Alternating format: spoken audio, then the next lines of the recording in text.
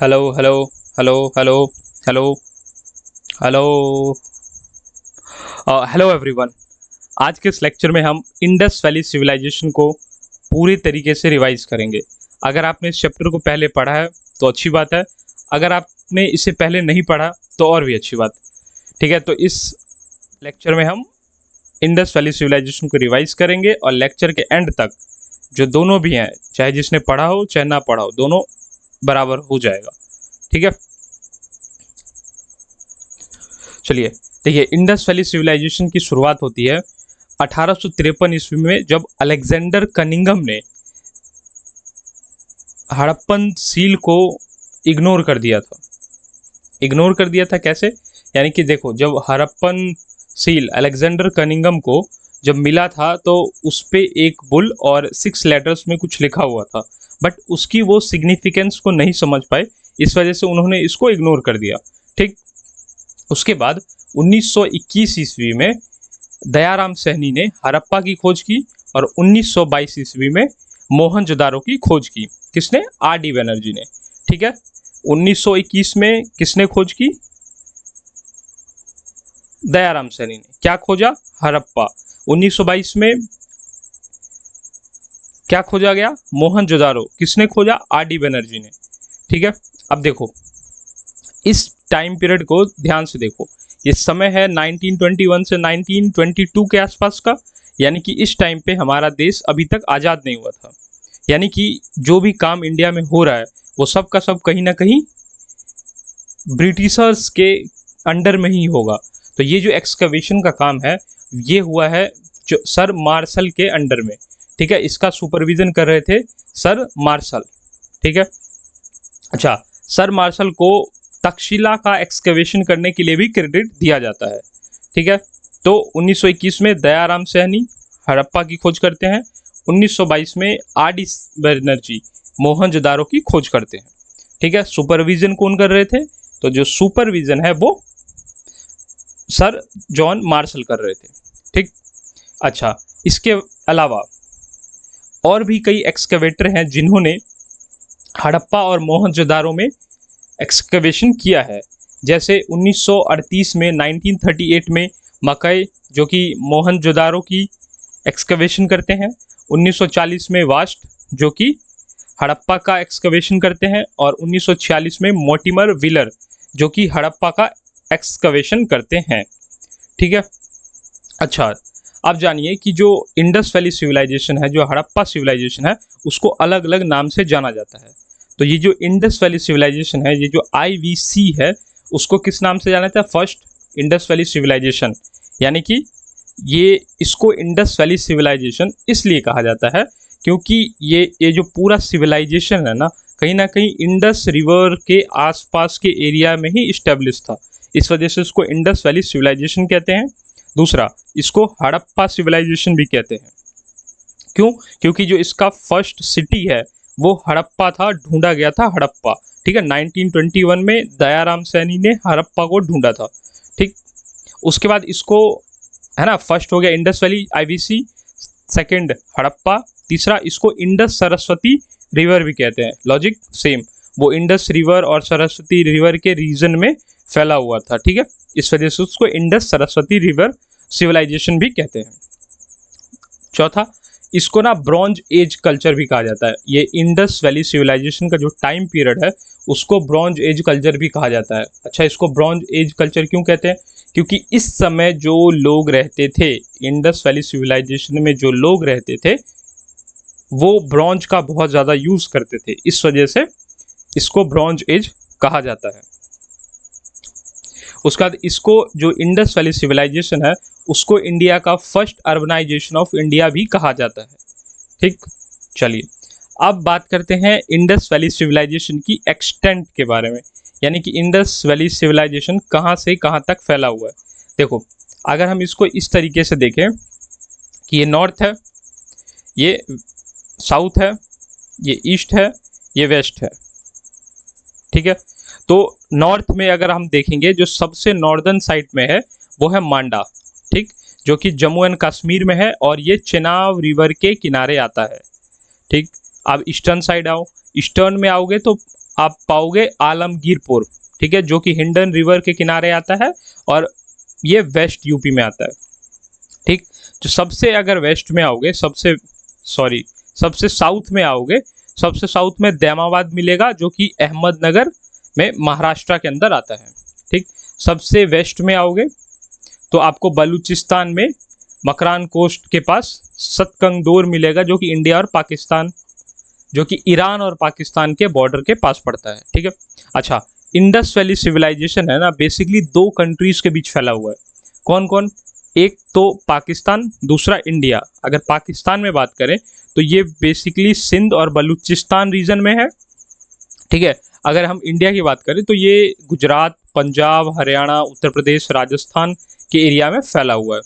ठीक, अच्छा, जो इंडस वैली सिविलाइजेशन है इसका जो टोटल एरिया है वो 12,99,600 स्क्वायर किलोमीटर का है। यानी कि इसको अगर हम प्रेजेंट डे पाकिस्तान से कंपेयर करें तो ये उससे भी बड़ा एरिया था उस समय। ठीक, अगर हम इसकी जो कॉन्टेम्पररी सिविलाइजेशन है जैसे मेसोपोटामिया है, इजिप्शियन सिविलाइजेशन है, अगर उनसे हम कंपेयर करें तो उसमें भी इंडस वैली सिविलाइजेशन सबसे बड़ा सिविलाइजेशन था अपने समय का। ठीक, तो देखो हमने क्या क्या देखा। हमने एक ओवरव्यू देखा, एक इंट्रोडक्शन, उसके बाद हमने एक्सटेंट देखा। एक्सटेंट कहाँ? नॉर्दर्न कहाँ है, वेस्टर्न कहाँ है, ईस्टर्न कहाँ है, साउदर्न कहाँ है। ठीक है, north, south, east, west. North कहाँ? Manda, Jammu and Kashmir, Chenab river. East में कहाँ? आलमगीरपुर, हाँ आलमगीरपुर है ना, वेस्टर्न यूपी में हिंडन रिवर के किनारे। वेस्ट में आओ, वेस्ट में कहाँ? सुतकेंगदोर, कहाँ? इंडिया और ईरान के बॉर्डर के पास। ठीक है, बलूचिस्तान वाले रीजन में। ठीक, सबसे साउथ में आओ, दैमाबाद, अहमदनगर, महाराष्ट्र के पास। ठीक है, अब आओ, ये एक चैप्टर का ओवरव्यू है कि ये पूरे चैप्टर में हम क्या क्या करने वाले हैं। ठीक है, जैसे हम टाउन प्लानिंग के बारे में देखेंगे कि इंडस वैली सिविलाइजेशन का टाउन प्लानिंग कैसा था। हम इसके एग्रीकल्चर के बारे में देखेंगे। हम देखेंगे कि ये इंडस वैली सिविलाइजेशन के लोग किन किन एनिमल्स के बारे में जानते थे, किसके बारे में नहीं जानते थे। हम इनकी टेक्नोलॉजी देखेंगे, हम इनका ट्रेड देखेंगे, सोशल और पॉलिटिकल लाइफ देखेंगे, रिलीजियस प्रैक्टिस देखेंगे। उसके बाद सबसे इम्पोर्टेंट चीज क्या? सबसे इम्पोर्टेंट क्या? यह है साउथ। अच्छा, सबसे इम्पोर्टेंट क्या है? जो इम्पोर्टेंट इसकी साइट्स हैं, कौन कौन सी इम्पोर्टेंट साइट है जहाँ से एग्जाम में बहुत सारे PYQs भी आते हैं। ठीक है, अच्छा, एक और बात कि मैंने इसमें जितने भी PYQs हैं वो सारे इंटीग्रेट कर दिए हैं। ठीक है, इससे क्या होगा, आपका कंसेप्ट भी पूरा रिवाइज हो जाएगा और दूसरा जो मेजॉरिटी ऑफ द PYQ है वो कवर हो जाएगा। यानी कि इसके बाद आप सीधा मॉक टेस्ट जब लगाओगे तो जो भी एक्स्ट्रा फैक्ट या कोई एक्स्ट्रा चीज मिलेगा उसको अपने नोट में ऐड कर लेना, दैट्स इट, और ये चैप्टर कंप्लीट हो जाएगा। ठीक है, चलो आगे बढ़ो। इंडस वैली सिविलाइजेशन का टाउन प्लानिंग।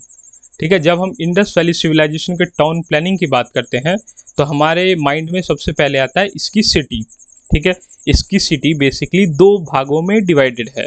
पहला सिटाडेल, और या जिसको कहते हैं आर्कोपोलिस भी बोलते हैं, और एक है लोअर टाउन। ठीक है, लोअर, अच्छा, सिटाडेल के अंदर रूलिंग क्लास के लोग रहते हैं और जो लोअर टाउन है वहाँ पे कॉमन पीपल रहते हैं, आम लोग रहते हैं। ठीक, अच्छा, सिटाडेल के अंदर कैसे पता हमें, या आर्कियोलॉजिस्ट को कैसे पता कि सिटाडेल के अंदर रूलिंग क्लास रहती है और जो लोअर टाउन है वहाँ पे कॉमन पीपल रहते हैं? देखो, इसका बड़ा सिंपल सा आंसर ये है कि जब आर्कियोलॉजिस्ट रिसर्च कर रहे थे, जब वो एक्सकवेशन कर रहे थे, तो उन्होंने ऐसा पाया कि जो सिटाडेल में हमें हाउसेस मिले हैं उसमें नंबर ऑफ रूम्स ज़्यादा हैं, और जो लोअर टाउन है उसमें जो नंबर ऑफ हाउस है वो रूम है वो कम है। ठीक, और कंपैरेटिवली देखेंगे तो जो जो सिटाडेल का जो हाउस था, जो घर था, उसमें कमरे बड़े, साइज बड़े बड़े मिले हैं, और इसमें साइज थोड़े छोटे मिले हैं, 2-3 कमरों के घर होते थे लोअर टाउन के अंदर। इससे वो आइडेंटिफाई कर पा रहे हैं कि हो ना हो जो सिटाडेल के अंदर कहीं ना कहीं रूलिंग क्लास के लोग रहते थे और जो लोअर टाउन के अंदर कॉमन पीपल रहते थे। डन। अब आ जाओ इसके एक्सपेंशन के बारे में हमने बात करी। देखो इंडस वैली सिविलाइजेशन में लगभग 2000 से भी ज़्यादा साइट हमें देखने को मिली है। ठीक है, कितनी साइट? 2000 से भी ज़्यादा साइट। तो जो ये जो सिटीज़ का जो डिवीज़न हुआ है दो भागों में, कौन कौन से वो दो भाग? सिटाडेल और लोअर टाउन। ये मेजॉरिटी ऑफ द सिटीज़ के केस में सेम है, लेकिन कुछ सिटीज़ ऐसे भी हैं जिसमें ये जो डिवीज़न है होकर के दो से ज़्यादा थी। उसी में एक एक्सेप्शन आता है धोलावीरा का, जिसमें धोलावीरा में दो सिटीज़, दो डिवीज़न ना होकर के एक्चुअल में 3 डिवीज़न थे, एक सिटाडेल, एक लोअर टाउन, एक मिडिल टाउन। ठीक, यहाँ पे आर्कियोलॉजिस्ट क्या अनुमान लगा रहे हैं कि जो सिटाडेल था वहाँ रूलिंग क्लास रहती थी, लोअर टाउन में कॉमन पीपल रहते थे, और जो मिडिल टाउन था यहाँ पे कहीं ना कहीं ये जो ब्यूरोक्रेट्स हैं या फिर जो रिच ट्रेडर्स हैं, मर्चेंट हैं, वो लोग रहते होंगे। ठीक है, इसकी सिटीज़ का एक बेसिक स्ट्रक्चर पता चल गया कि भाई सिटीज़ बेसिकली दो भागों में डिवाइडेड थी, सिटाडेल और लोअर टाउन। एक एक्सेप्शन क्या है? धोलावीरा। धोलावीरा में क्या 3 भाग में डिवाइडेड थी, कौन कौन सी? Citadel, lower town, middle town. ठीक, अच्छा इसकी सिटीज़ की एक और फीचर क्या है कि इसका जो सिटी था वो ग्रिड सिस्टम में बटा हुआ था। ग्रिड सिस्टम का मतलब क्या कि जो उसकी सड़कें थी आपस में 90 डिग्रीज पे काटती थी। ठीक है, इसके सिटीज़ की एक फीचर क्या? ग्रिड सिस्टम में बटा हुआ था। ठीक है, अरे साला कॉकरोच, हट।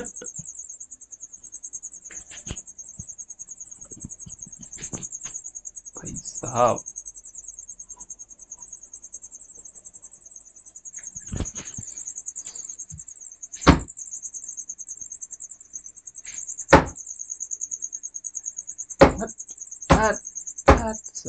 कॉकरोच से परेशान।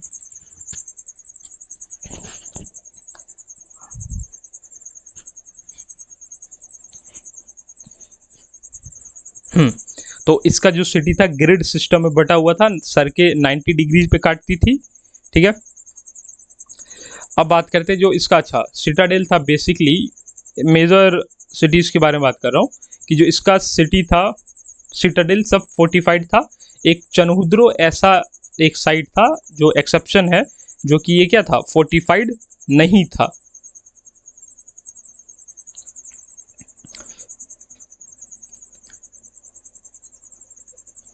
ठीक है, इसके बाद बात करते हैं ग्रेट बाथ के बारे में। अच्छा, ये जो ग्रेट बाथ है ना वो हमें मोहनजोदारो से देखने को मिला है। ठीक है, देखो हमने बात करी कि जो सिटीज़ होती थी वो बेसिकली दो भाग में डिवाइडेड होती थी।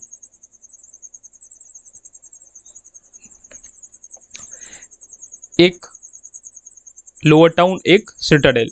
जो सिटाडेल होता था बेसिकली जो उस जहाँ पे जिस रीजन में सिटी थी उस रीजन का जो सबसे थोड़ा अपर पार्ट होता था वहाँ पे सिटाडेल होता था। और सिटाडेल में भी जो सबसे ऊंचा पार्ट था वहाँ पे था सिचुएटेड ग्रेट बाथ।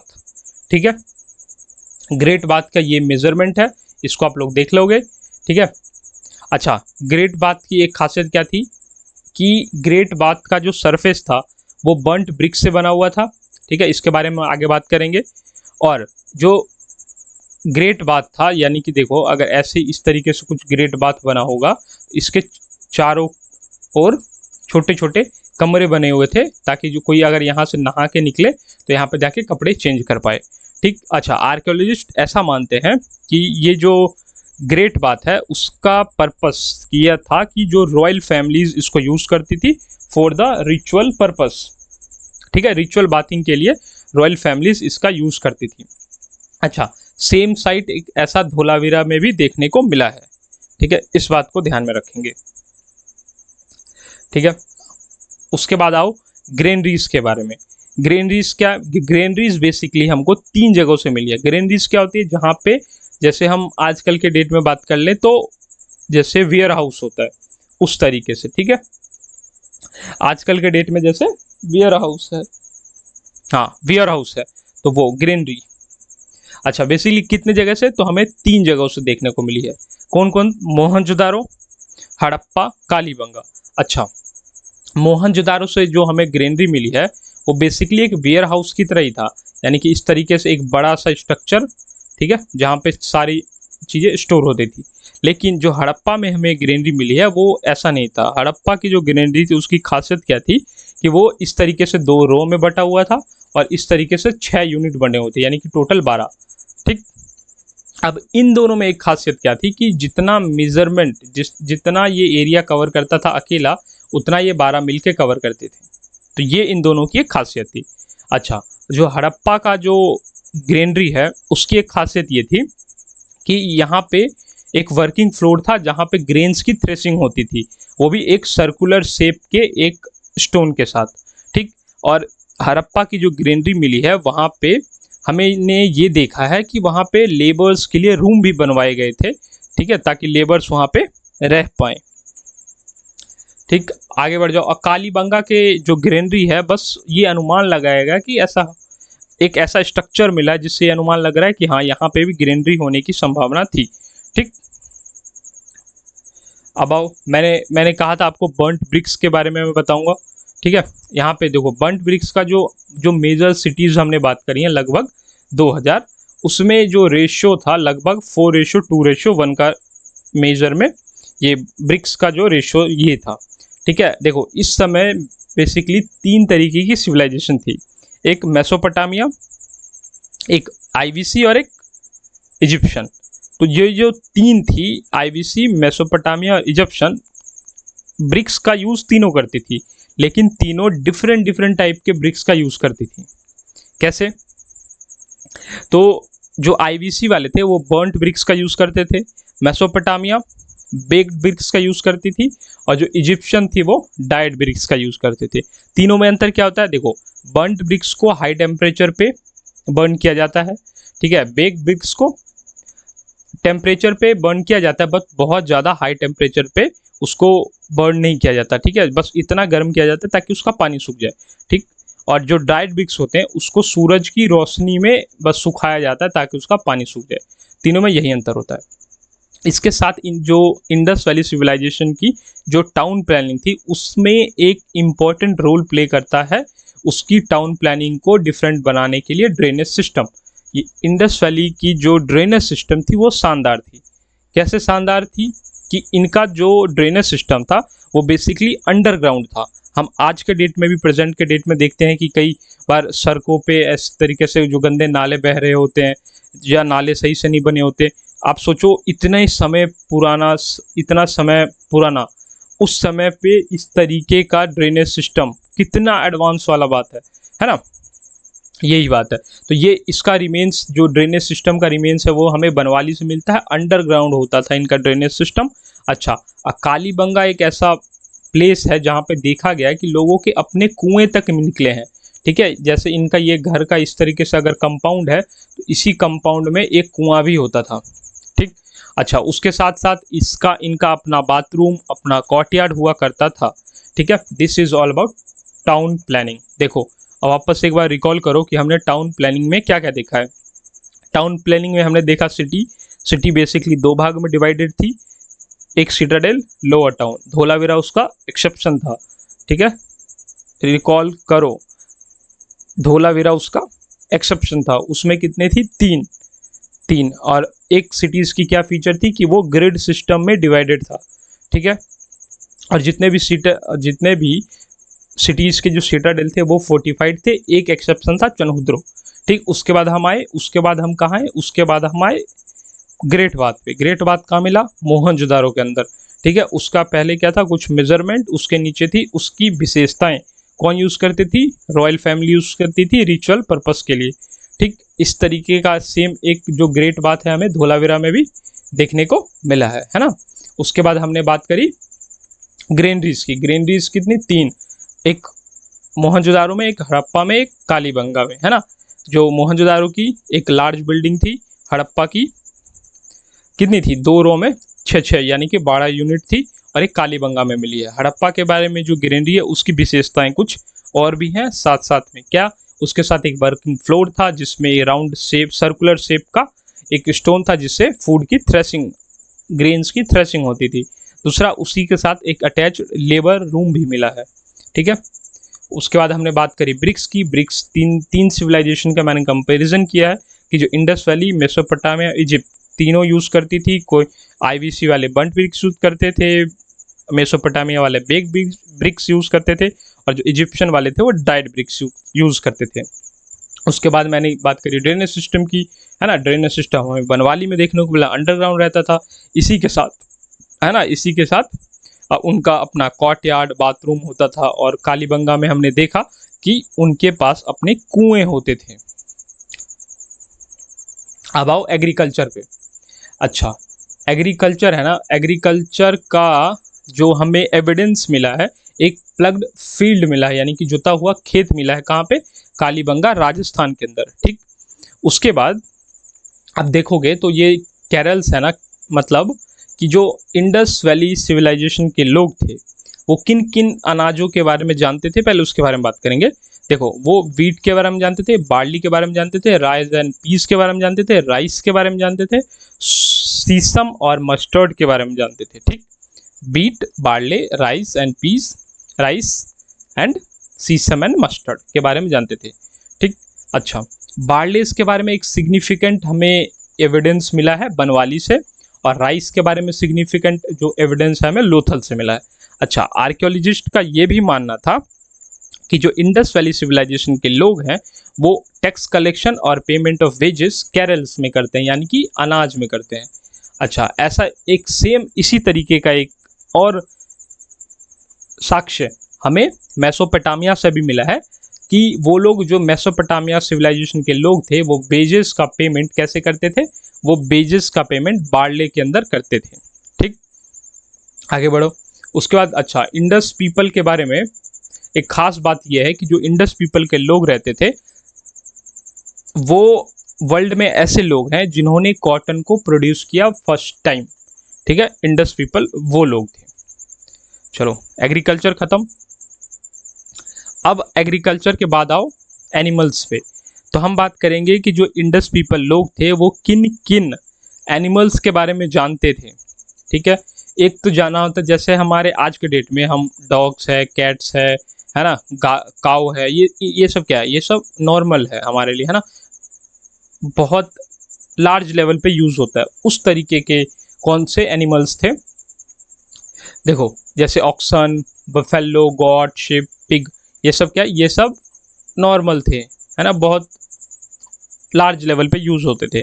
जैसे अच्छा, वो लोग हम्प्ड बुल को होली एनिमल मानते थे, और वो लोग ना कुत्ते और बिल्लियों के बारे में भी जानते थे। वो एलिफेंट और राइनासोरस के बारे में भी जानते थे।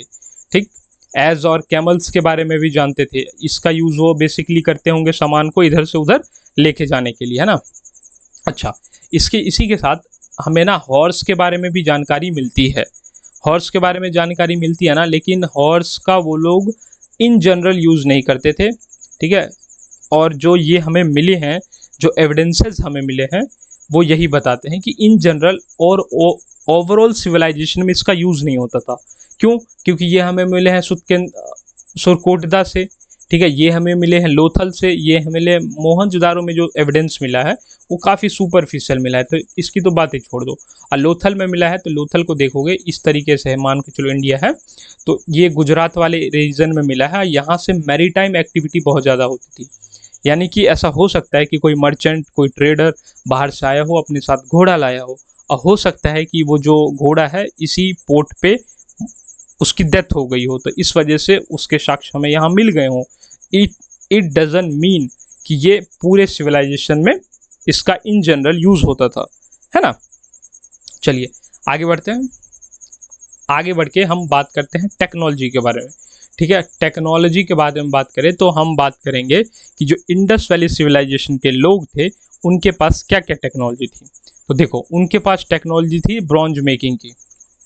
ठीक, वो ब्रॉन्ज से बहुत सारे डिफरेंट डिफरेंट टूल्स बनाते थे। इसमें खास बात यह है कि उनके पास ब्रॉन्ज बनाने के लिए जो बेसिक कंपोनेंट होता है, जैसे टीन, कॉपर, तो ये उनके पास नहीं था। ठीक, तो ये जो टीन है ना, ये वो मंगवाते थे, सोर्स करते थे अफगानिस्तान से, हजारीबाग वाले रीजन से, है ना, बस बस्तर से। ठीक, और जो कॉपर था वो खितरी माइंस राजस्थान या बलूचिस्तान वाले रीजन से ये लोग मंगवाते थे। ठीक, तो एक तो हो गया ब्रॉन्ज मेकिंग की टेक्नोलॉजी। दूसरी क्या है? दूसरी है बोट मेकिंग की टेक्नोलॉजी। क्यों? क्योंकि मैंने अभी आपको बताया कि जो लोथल से है ना डिफरेंट डिफरेंट मैरीटाइम एक्टिविटीज़ होती थी, तो कहीं ना कहीं उनको बोट बनाने तो आता ही होगा।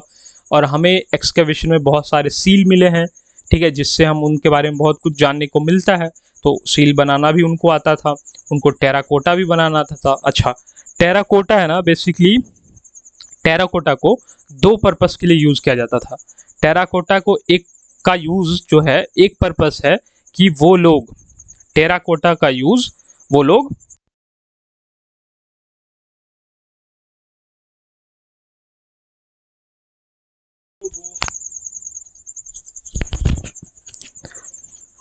टेराकोटा का एक तो यूज़ वो लोग खेलने के लिए, खिलौने बनाने के लिए करते थे, और दूसरा एक रिचुअल पर्पस के लिए यूज़ करते थे। ठीक है, इसके बारे में हम अभी डिटेल में बात करेंगे।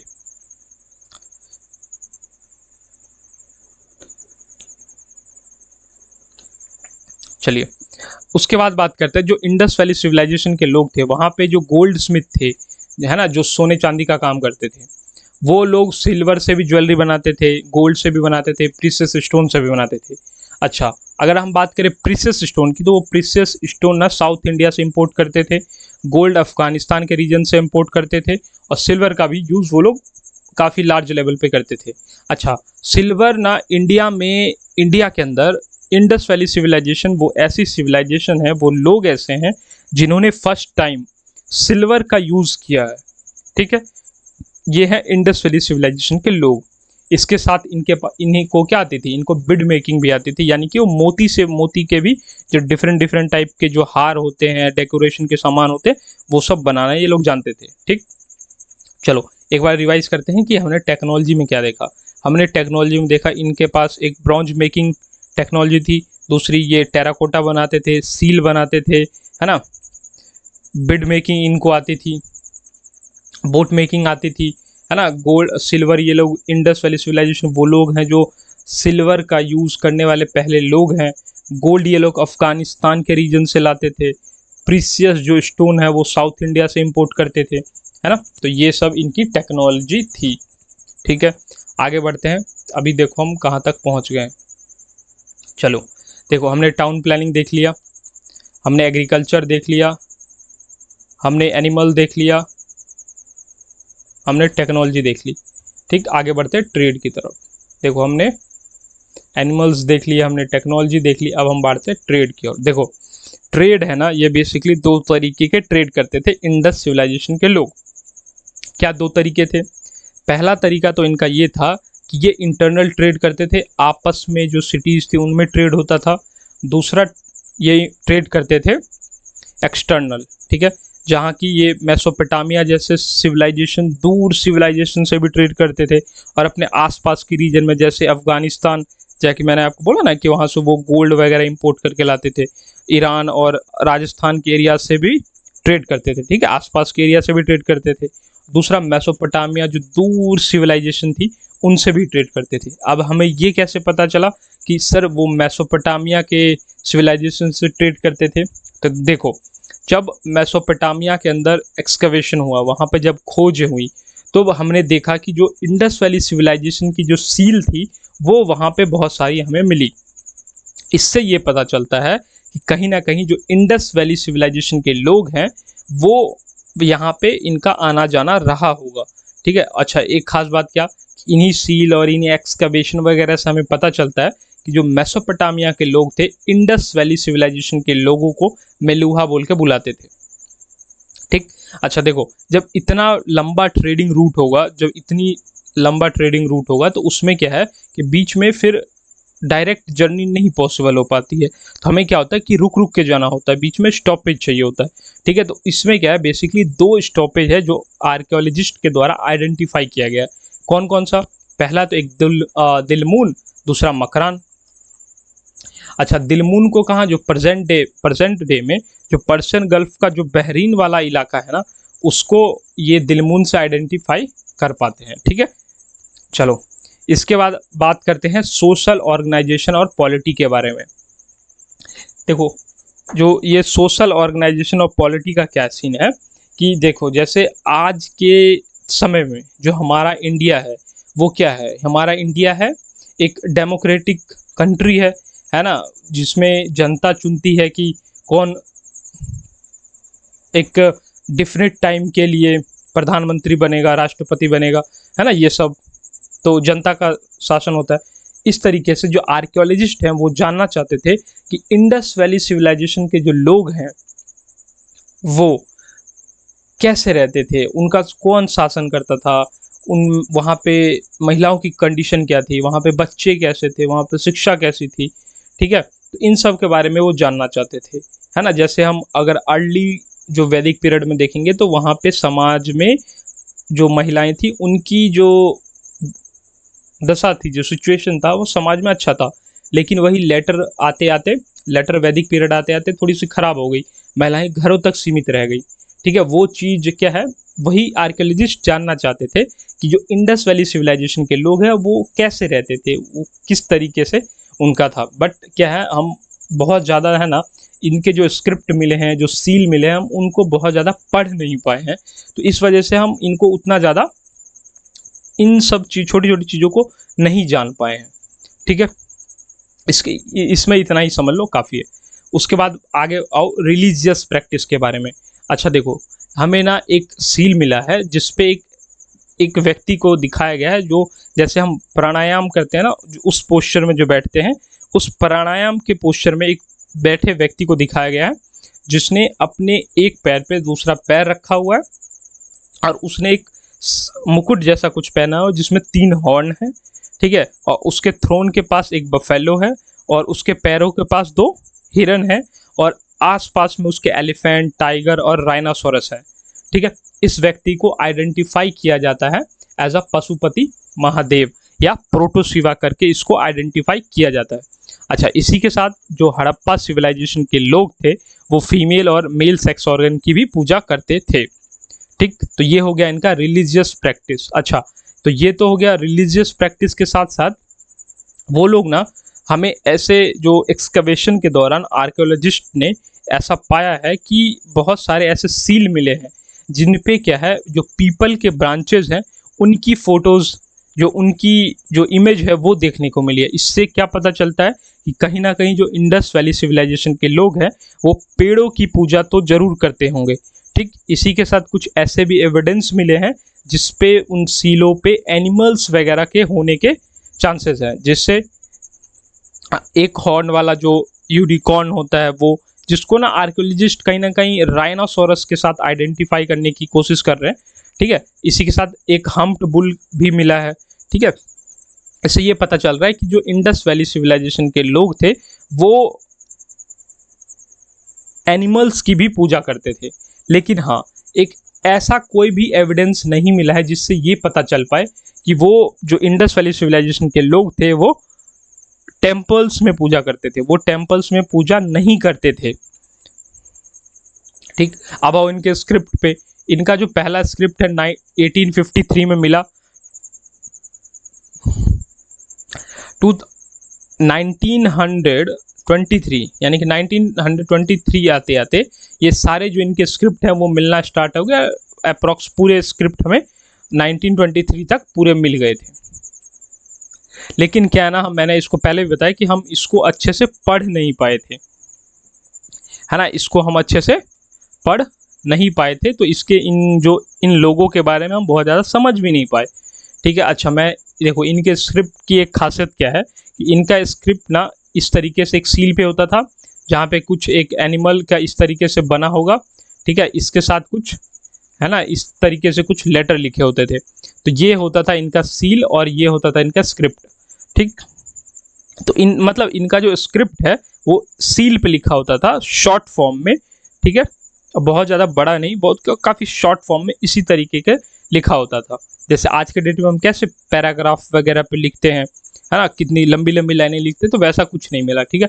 अच्छा, इस तरीके का जो डेमोन्स्ट्रेशन होता है इसको पिक्टोग्राफिक बोलते हैं। अच्छा, आर्कियोलॉजिस्ट ने यह भी आइडेंटिफाई किया कि वो राइट से लेफ्ट की ओर लिखते थे। हम कैसे लिखते हैं, हम लेफ्ट से राइट की ओर लिखते हैं ना, वो लोग राइट से लेफ्ट की ओर लिखते थे। देखो ये बात मैंने कर ली कि जो सील होता था कैरी करते थे, शॉर्ट इंस्क्रिप्शन में बनाते थे along with the picture of animal. अच्छा, कौन कौन से पिक्चर होते थे एनिमल्स के? जैसे यूनिकॉर्न हो गया, बफेलो हो गया, टाइगर, राइनासोरस, गोट, एलिफेंट, क्रोकोडाइल, यही सब एनिमल्स के जो फोटो हैं वो सील पे लगे होते थे। ठीक है, अब आओ, अब देखो एक बार हम कहाँ तक आ गए।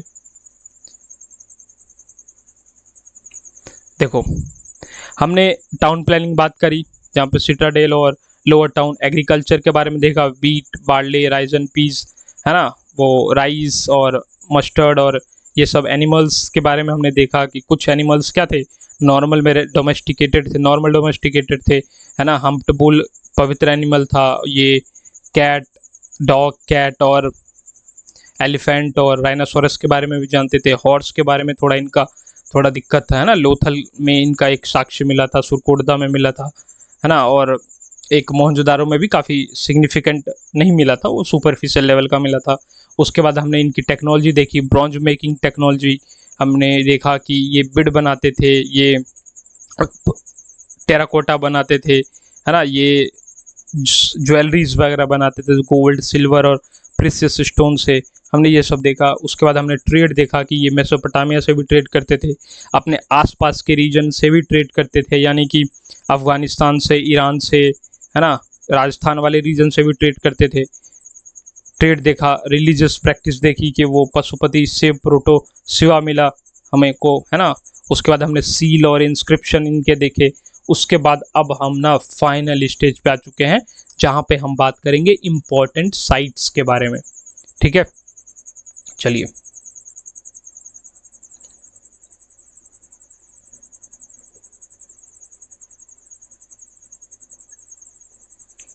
अच्छा, उससे पहले ना जो इंडस वैली सिविलाइजेशन है उसको बेसिकली 3 भागों में डिवाइड किया जाता है। ठीक है, एक प्री हड़प्पन, एक मेच्योर हड़प्पन और एक लेट हड़प्पन। ठीक है, 3 भागों में इसको डिवाइड किया जाता है, प्री, मेच्योर, लेट। देखो, जो डिफरेंट डिफरेंट अगर बुक्स आप प्रेफर करोगे तो उसमें क्या है ना, ये जो फेज है वो थोड़ा बहुत चेंज मिलेगा। ठीक, बेसिकली ज़्यादा का डिफरेंस नहीं होगा, 100-200 साल का ही अंतर होगा। ठीक है, 100-200 ईयर्स का ही डिफरेंस होगा उसमें। ठीक है, तो इसको उतना माइंड नहीं करना आप, तो अगर पढ़ोगे तो देखोगे तो समझ जाओगे। ठीक है, तो इससे आपको कोई प्रॉब्लम नहीं होने वाला, मैंने इसको ये स्टैंडर्ड लिया है ये। ठीक, बात करो प्री फेज की, तो अच्छा हम साइट्स के बारे में बात करते हैं। कुछ ऐसे साइट होते हैं जो प्री में भी हैं, कुछ मेच्योर में है, कुछ लेट में है, कुछ ऐसे साइट है जो तीनों में पाए गए हैं। जैसे आप देखो, अमेरी हो गया को, अच्छा इसको अभी हम डिटेल में आगे पढ़ेंगे, एक बार बस ओवरव्यू ले लो कि अमेरी है, कोटदीजी है, कालीबंगा, पदारी, बनवाली, राखीगढ़ी, हड़प्पा। ठीक है, कुछ ऐसे साइट है जो मेच्योर फेज में है, जैसे जैसे हड़प्पा है, मोहनजोदारो, लोथल, चनहुद्रो, धोलावीरा, कालीबंगा, है ना, राखीगढ़ी, बनवाली, रोपड़, सुरकोटदा, सुतकेंगदोर, बालाकोट नागेश्वर। ध्यान रखना ये बालाकोट नागेश्वर PYQ में आया हुआ है कि कौन सा फेज का ये साइट है। ठीक है, उसके बाद ये डाबरकोट, कुंटासी, ये सब। उसका लेट फेज में देखो क्या क्या है, आलमगीरपुर है, मंदी है। अच्छा, ये मंदी को मांडा के साथ कंफ्यूज नहीं करना, मांडा क्या है वो JNK में चेनाब जो रिवर है उसके पास में है। ठीक है, ये मंदा क्या है, ये उत्तर प्रदेश में पाया जाता है।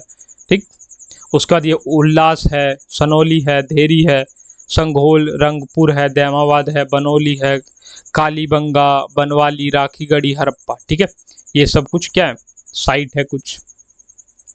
चलो, अब इन जो ये जो साइट है उनके बारे में कुछ इंपॉर्टेंट फैक्ट है जिसके बारे में हम बात करेंगे। ठीक है, सबसे पहले बात करते हैं लोथल के बारे में। तो ये जो हमारा लोथल है ना, वो बेसिकली मेच्योर फेज का, ठीक है, मेच्योर फेज का एक साइट है जिसका मतलब होता है माउंट ऑफ डेड। अच्छा, मोहनजोदारो आपने देखा होगा, इसका भी मतलब होता है माउंट ऑफ डेड, इस बात को ध्यान में रखेंगे। ठीक, उसके बाद क्या, जो लोथल है ना उसको लोथल को कहते हैं पोर्ट टाउन, मैंने पहले बोला था ये है लोथल। ठीक है, ये है लोथल, यहाँ से मैरीटाइम एक्टिविटीज होती है इसलिए यहाँ पे पोर्ट होना तो बनता है। ठीक है, तो यहाँ पोर्ट था और यहाँ से होती थी मैरीटाइम एक्टिविटीज और ट्रेड। उसके साथ यहीं पे बना हुआ था एक डॉकयार्ड जो कि ब्रिक्स का बना हुआ था। और ये लोकेशन इसका पड़ता है गुजरात के अंदर, अहमदाबाद डिस्ट्रिक्ट के अंदर। ठीक है, रिवर की अगर हम बात करें किस रिवर के आसपास है, तो ये भोगावा रिवर के आसपास है। कौन? लोथल। लोथल कहाँ है? भोगावा रिवर के आसपास।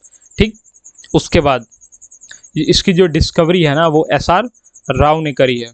एसआर राव ने करी है 1954 में। हमें यहाँ से जो लोथल है वहाँ से फायर अल्ट्रास मिले हैं, यानी कि यहाँ से हमें अग्नि कुंड मिले हैं। ठीक है, उसके बाद आइवरी स्केल मिला है यहीं से, और जो वर्ल्ड हेरिटेज साइट में इसको 2014 में ऐड कर लिया गया था। उसके बाद जो भोगावा रिवर है वो ट्रिब्यूटरी है किसकी? साबरमती रिवर की। उसके बाद आ जाओ, उसके बाद आओगे हड़प्पा में। तो हड़प्पा की लोकेशन क्या है? ये पाकिस्तान के अंदर पंजाब में साहिवाल डिस्ट्रिक्ट में पड़ता है, और ये रावी नदी के किनारे है। और ये तीनों, ये एक ऐसा साइट है जो तीनों फेज में पाया जाता है। उसके बाद यहाँ पे सिमेट्री एच कल्चर देखने को मिलता है।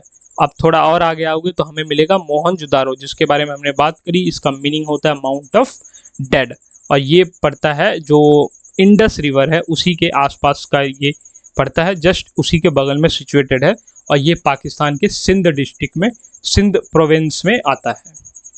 अच्छा, कुछ इंपॉर्टेंट और फैक्ट, जैसे एक डांसिंग गर्ल है, जो फेमस डांसिंग गर्ल है जो कि ब्रॉन्ज की बनी हुई है, वो भी हमें मोहनजोदारो से मिलती है। ठीक, उसके बाद प्रिस्ट किंग जो कि बियर्ड वाले थे, वो भी हमें मोहनजोदारो से मिलता है। एक पशुपति शिव के बारे में मैंने बात करी थी, कहाँ पे? रिलीजियस प्रैक्टिसेस के बारे में, वो भी प्रोटोसिवा, वो भी मोहनजोदारो से मिलते हैं। और 1980 के अंदर मोहनजोदारो को वर्ल्ड हेरिटेज साइट के अंदर रख लिया गया था।